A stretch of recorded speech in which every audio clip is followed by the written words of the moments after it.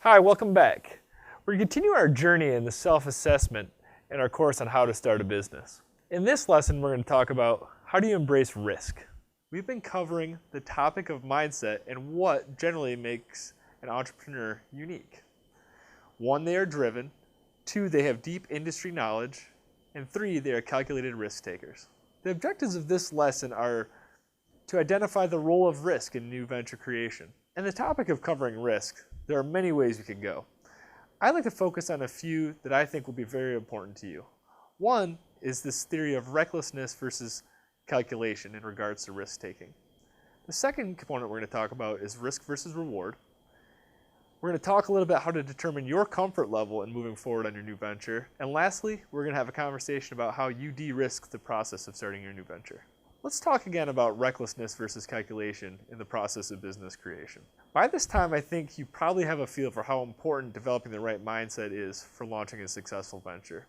There's so many different barriers that can get in the way of taking action on your dream business. One that is routinely discussed is risk. I can't tell you the number of times I've met with a potential entrepreneur or a client, or maybe someone who actually has a really interesting idea, yet they still can't seem to overcome the barriers in front of them when it comes to risk. They're afraid of failure, they're afraid of losing money, they're afraid of maybe success.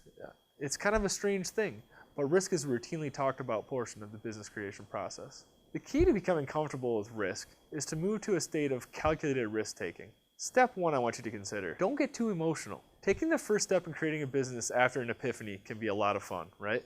Maybe you had that great business idea hit you in the shower, or you were lying in bed and awake at night and you came up with the next great thing you want to pursue. But you can't enter this field with blinders on.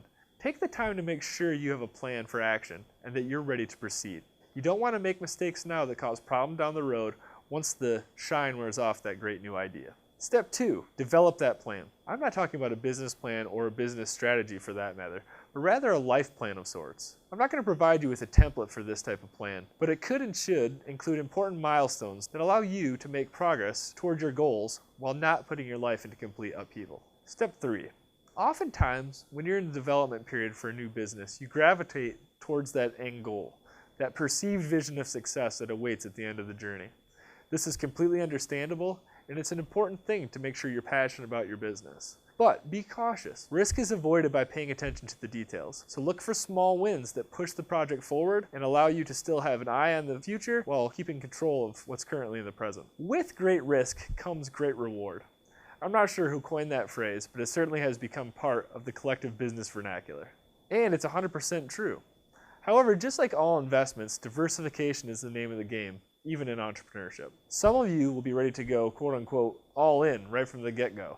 Quit your job, put the savings on the line. That's fine if that's the risk tolerance you're at. But there's a whole nother set of you that aren't going to be in that point in the game. Whichever path you choose, you must remember that speed can sometimes be your best friend, and at other times can be your worst enemy. You certainly don't want to jump into a business without an end game in mind, and you also don't want to make your project limp along at a pace so slow that you miss a window of opportunity. To paraphrase Louis Pasteur, chance favors the prepared, so it's time to come to grips with your risk versus reward threshold. Let's talk about just a few broad categories of risk that you need to consider when moving forward in your venture. First and foremost, let's talk about monetary. This is always the thing that comes to mind when most people think of starting a new business. Obviously, money is an important thing, and you want to make sure that you're in a position to walk away with a loss if need be. Secondly, I'd like to think about the opportunity costs associated with the business. And this time I'm not talking about monetary opportunity costs. I'm talking about the opportunity costs that comes on the personal side of your life, or maybe the social side of your life. And then lastly, I'd like to talk a little bit about the psychological risks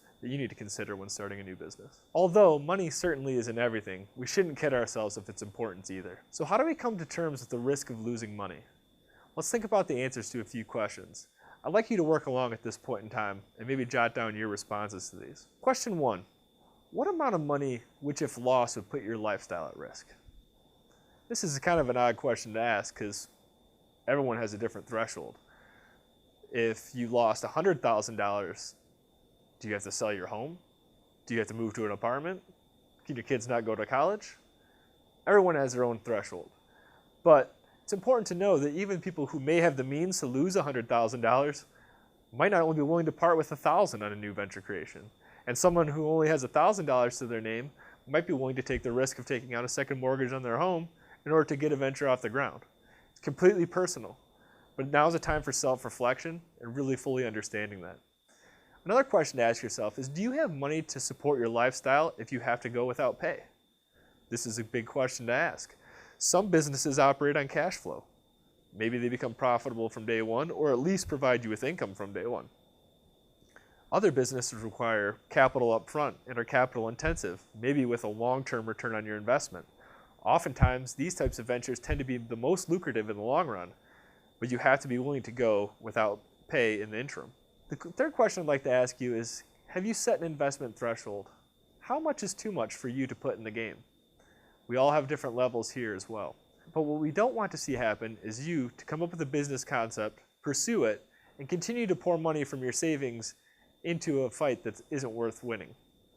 What I mean by that is, if your business isn't turning profitable at some point in time, if you don't have an end game in mind, or if you begin to see that your business is struggling or your market isn't materializing, you have to be willing to pull the plug, and having investment thresholds up front can be very helpful in that process.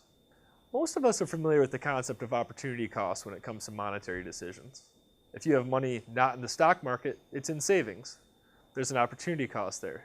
If the stock market goes up, you've lost the opportunity to make those profits. But at the same time, if the market goes down, you've safely kept your money tucked away for a later date. But let's begin thinking about a more important opportunity cost. It's very, very difficult to start your own business. We all hear that. It's very time intensive, it's very labor intensive, and for the first couple of years in the process, it's very likely that it'll be you or maybe family members or a few close friends working on the business. Do you know how much time you're willing to give up in the process? Are you prepared to forego important social and family events? Does your social network support you? Do you have a spouse who fully understands how long and how hour intensive this is going to be? It's time to be honest with yourself on this front. What we don't want to see happen is obviously your personal life crumble in the face of the creation of a business. But once again, you have to be able to ask yourself these hard questions. The last thing I'd like to talk about are the psychological risks associated with starting a business. Most importantly, are you comfortable with failure, and are you prepared to fail? Everyone has very, very different egos, and they're extremely hard to standardize. Some people can fail, move on, and do great things, while others who fail dwell in the past. What could have been, what should have been, if I made a different decision. This is very important for you to consider. Those who are successful entrepreneurs have the ability to take failures, leave them behind, and move forward on their ventures. If you are not that type of person, you need to work hard to develop that mindset. Surround yourself with people that can help you overcome those failures and move forward. Also, are you comfortable that you're going to have to make hard decisions, not only for your own personal life, but also perhaps for those of your employees? Don't forget that your employees rely on you not just for your leadership, but also for your pay.